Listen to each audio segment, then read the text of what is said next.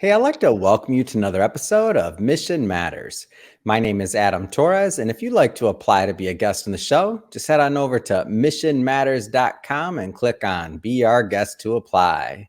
All right, so today is a special episode. I have Mark Thiede on the line, and he is owner of Two Wrasslin Cats Coffee House and also the champion for the best graphics so far on the show with him with that big, beautiful coffee cup. Mark, hey, I just want to say welcome to the show. Thank you very much, Adam. I really appreciate the opportunity and look forward to talking with you. Oh man, Mark. So as I've gotten to know you more through this interview process, and also a spoiler alert for everyone listening, Mark is going to be a featured author in one of our upcoming books, which we'll talk about that a little bit more today. But I'll tell you, Mark, since I've gotten to know more about your story and how you had a great career in corporate America, but decided at some point you wanted to do something a little bit different, a little bit more, and you started Two Wrasslin Cats Coffee House. And I'm excited to get into the journey today. What that took, the twists and turns. Opening a business is never easy, but I know people wait in line for your coffee and to come into your coffee shop. So excited to get into this. But we'll start this episode, Mark, the way that we start them all, with our Mission Matters Minute. So, Mark, we at Mission Matters, we amplify stories for entrepreneurs, executives, and experts. That's our mission. Mark, what mission matters to you? So in my taking early retirement and all, I was looking for getting the magic back in my early days of experimentation. So I decided that I would take early retirement and open up a coffee shop. But in this case, I was going to intertwine my value system, and I was going to include things such as love, inclusion, kindness, charity, and bring this forward in a way that people would want to come into the shop. And so the reason that Two Wrasslin Cats mission matters is that today's world is a little rough. And if I can offer folks a few minutes, a couple of hours of sitting around and enjoying themselves, and then they leave with some joy, I feel that my mission has been accomplished. I love it, Mark, and you fit right into our community, and it's great to have you as part of our Mission Matters community of other mission-based entrepreneurs and business leaders. And I guess just to get us going, your background, I mean, molecular biology, chemistry, not coffee. I mean, you work for Pfizer, some other big companies. Maybe tell us a little bit more about where you started, because I think that transition's interesting. Oh, yeah. So I started actually in graduate school in 1979 at the University of Connecticut in their molecular biology program. So anyway, I'm an old cloner, as I call myself to my customers. And that means actually, I used to clone individual genes, and that was an art form. And nowadays, if you watch any forensic file program, there's computer programs that have everybody's DNA in them, and the ancestry program. But I left and I postdoced at Merck Sharp and Dome Labs in Pennsylvania. That was a great experience, but I moved from cloning and all that to more applied research. I did pharmacology. I worked in the areas of bone biology, inflammation research. I left Pfizer in 1994 after a 4-year stint there, and went into stem cells.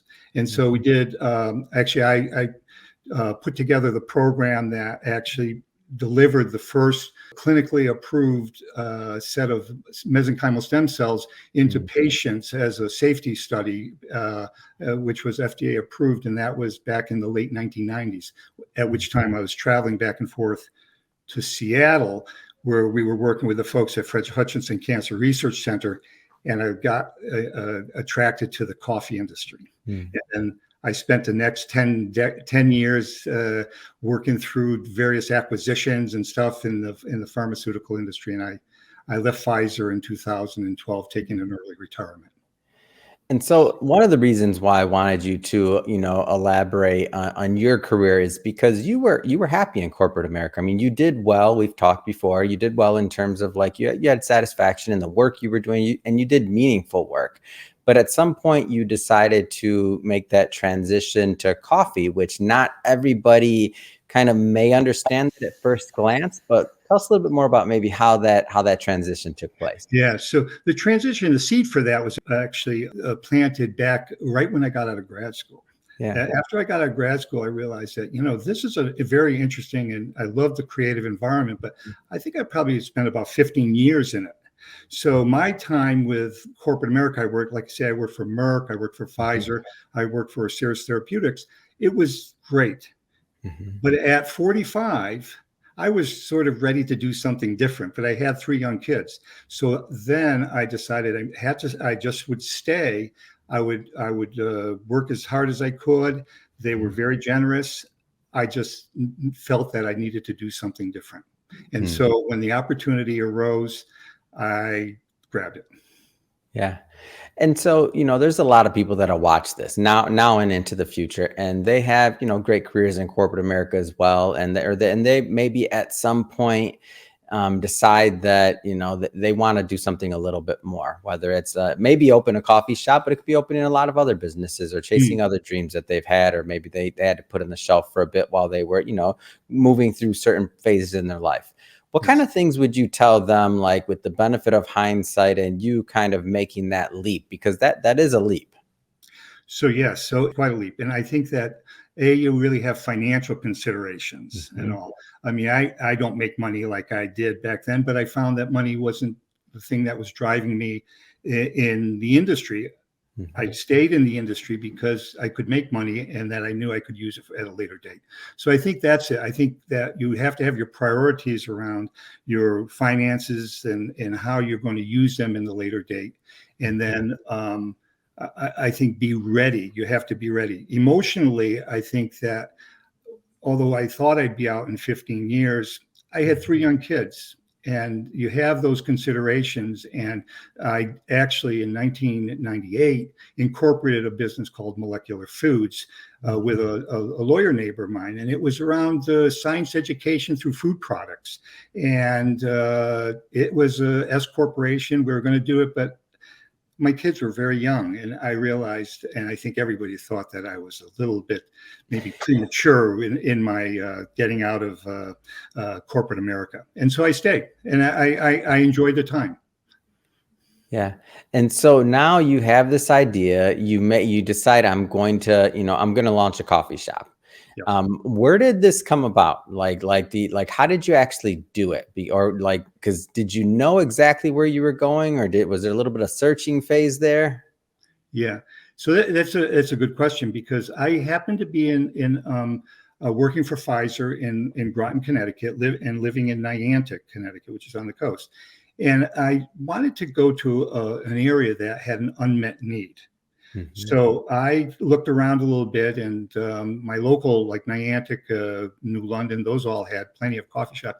And I approached Economic Development Commissioner in East Haddam, and there, lo and behold, they really had a need. You had the Goodspeed Theater. They didn't have any coffee shops that could serve patrons, and they thought that it would be a really good fit. So I looked around a little bit, and lo and behold, and here comes one of my cats. Here comes Antea. Sorry, Antea. I told her that maybe she would make some kind of a cameo, but I knew she would. She was going to. No, thanks, Andy. And so I found this place in East Haddam, and I've just simply enjoyed the stay, enjoyed the community, and tried to build my business around them. Now, you were very educated in obviously your previous career to be able to do the work you did. Now, how did you get the education piece when it came to launching a coffee house? Because you didn't just, open the doors and start pouring. Like, there was an education side of things. Oh, yes. I did a lot of educating myself. I went on the internet and I found a book that said, so you want to be a coffee house owner or so. And it was, like a 200-page paperback. And it gave me a sense. I read through and I said, I can do this. I can really do this. And it wasn't theirs was like a cookie cutter. But I just had the sense of what I needed to do, and it gave me enough guidance. And then I just did some more reading. I met up with a local coffee shop owner out of Old Lyme, and she was very helpful in equipment issues. And then I went to a coffee school out in in Portland, Oregon, on Pfizer's dime. They had a reskilling grant of $5,000, and I went out to the American Barista and Coffee School, Portland, Oregon, wow, in 2012. And it was at that time that I realized that, they had convinced me that I could probably pull this off if I had enough resources, like, really the financial resources and all. So, yeah. And that's all the education. Everything else has been learned on the job. All right, girl. Let's.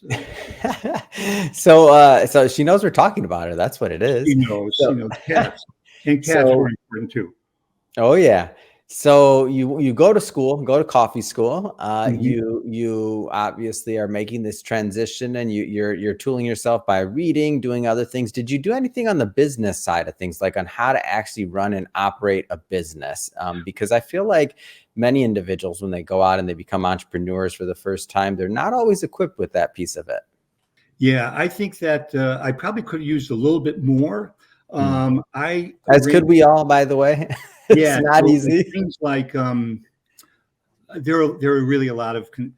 Fortunately, I was able to pull everything together on my own because I had some time. I had a good year that I did this. So I met up with folks that could do my bookkeeping.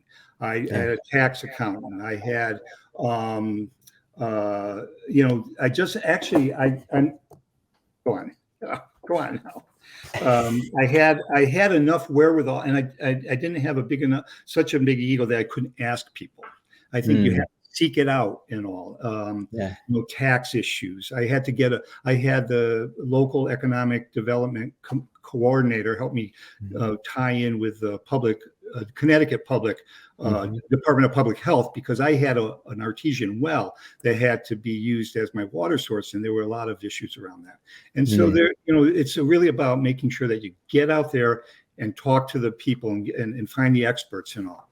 And you'll be surprised how many people will help you very easily, very readily.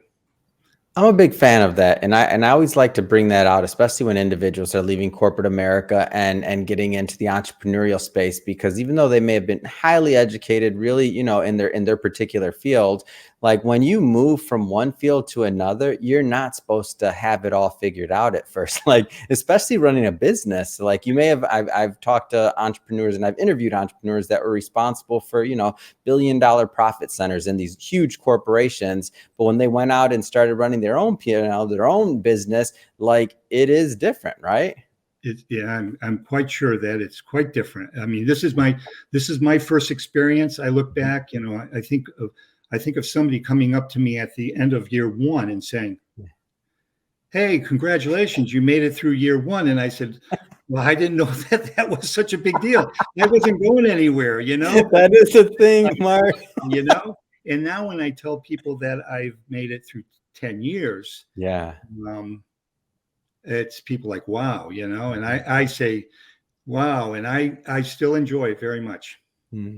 And you not only made it, you've made a difference. You made a difference in your community. I can tell, by the way, because I follow you on social media, on Facebook. I've seen the website, and you really are making a difference and impact in your community, and really providing a great service. And you can tell, like, so even some of the things that you're doing around inclusion, around diversity, and then around creating a great experience with overall with the coffee house. So maybe let's start with going a little bit into the main event. So Two Wrasslin Cats Coffee House. Tell us a little bit more about the concept and how it was launched. So again, I was making some homemade beer, and I was on the phone with my nephew, and he was making beer up in Ithaca. I looked down and I said, I want to put a fake brewery name on this. And I said, how about Two Wrasslin Cats? My two kittens were on the floor wrestling, Bruno and Larry. And so he said that was a good name. So I put a label on the beer, never made any more beer. And there we go. Bruno and Larry became my co-founders. And so I decided to use the name Two Wrasslin Cats Coffee House instead. And actually that's all trademarked now too. I actually went through all the paperwork, and I have my certificate. And so that was the basis of it. And then when I started, I had just a very basic menu. I had some coffee. I learned how to make espresso drinks from the school. And I ended up going to the lengths of making different chicken salads during the summer. My first summer, we essentially put the menu together in motion. And then we essentially, that menu has been there for about 9 years now. The menu that I have hasn't changed for 9 years. And I think it's amazing. It's a real testament to what we do. Well, people come in and ask for specials, and we, everything's special. I tell them everything's special. But anyway, so then I made my contacts about coffee equipment.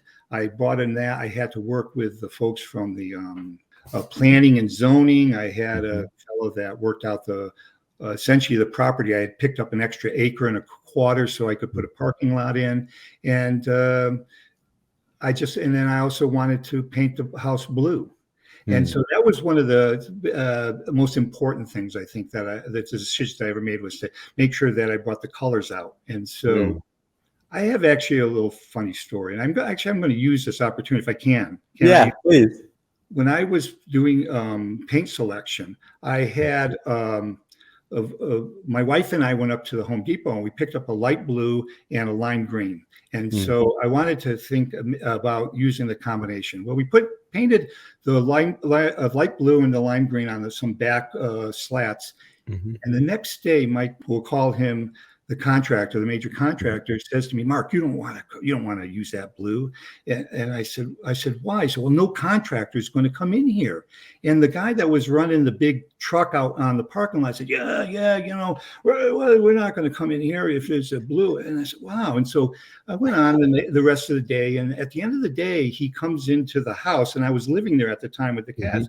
And he says, "Hey, Mark, there's blue." And I said, "Well, why?" He said, "Because no contractor will come in here." And I said, "Why is that?" And he said, "Because they'll think it's a gay house." Oh, how about that?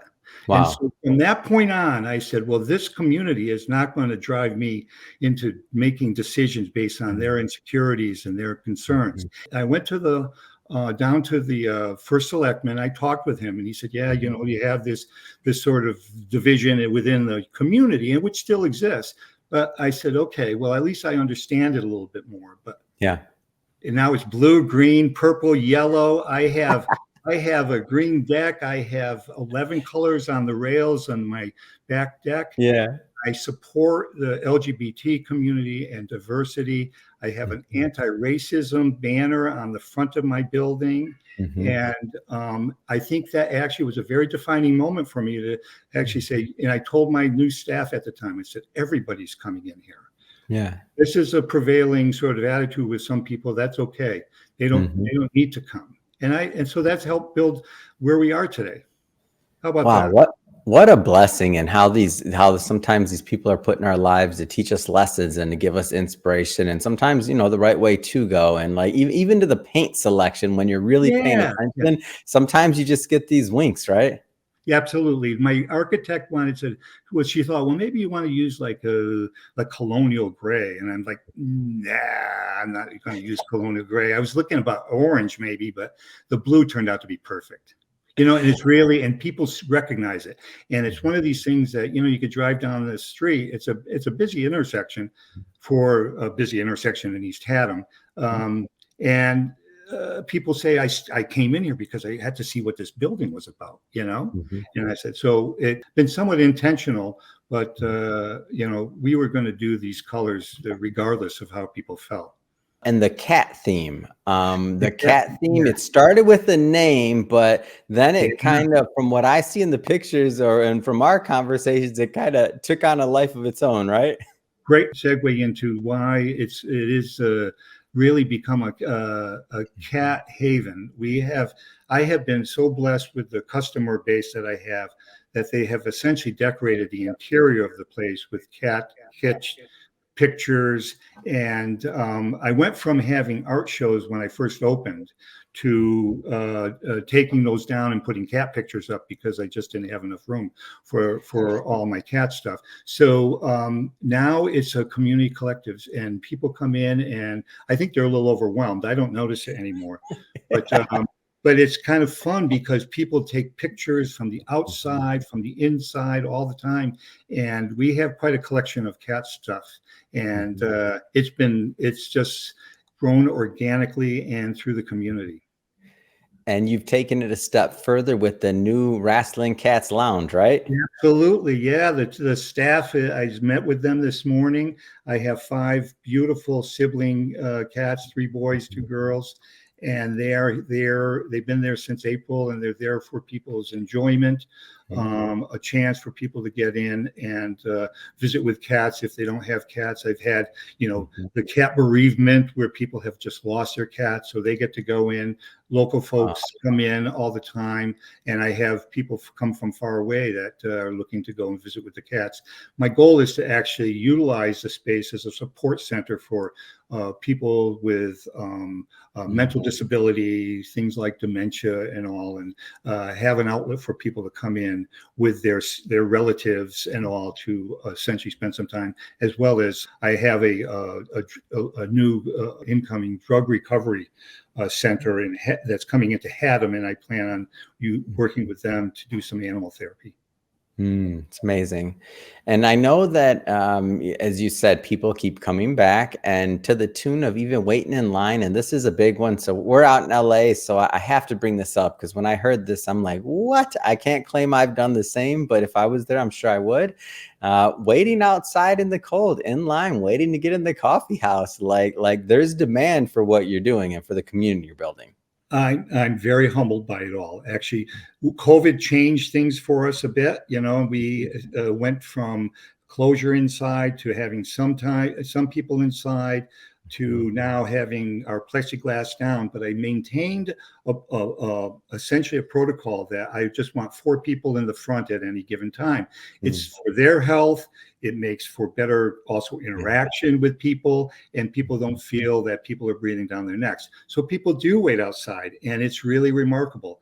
We had something recently that got a little too cold, so I took the sign down and people packed in, and I tried to get people to go to the back of the house and wait inside, but people were still waiting when it was really cold. I just recently got a review on Google. It dinged me a little bit. It was a good review, but it dinged me because because she had to wait outside. And I explained to her in my response that, it is that way.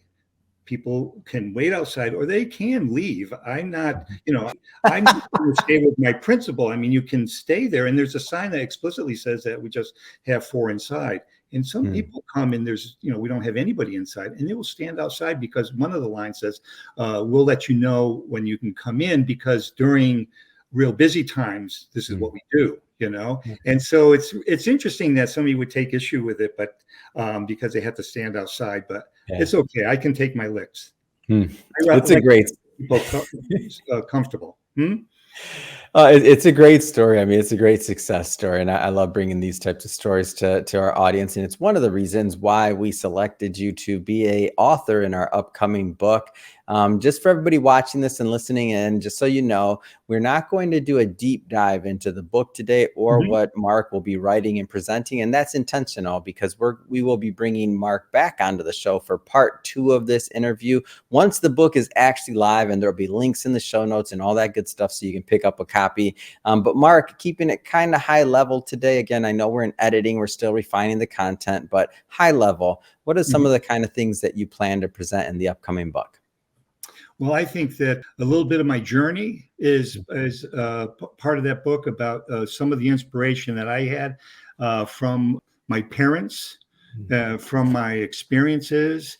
And I think I speak a little. I got this cat over here who's going to turn. She's going to turn the button on the top of this thing off. And I think just again how I used my value system to drive a business that I had no idea how it was going to turn out.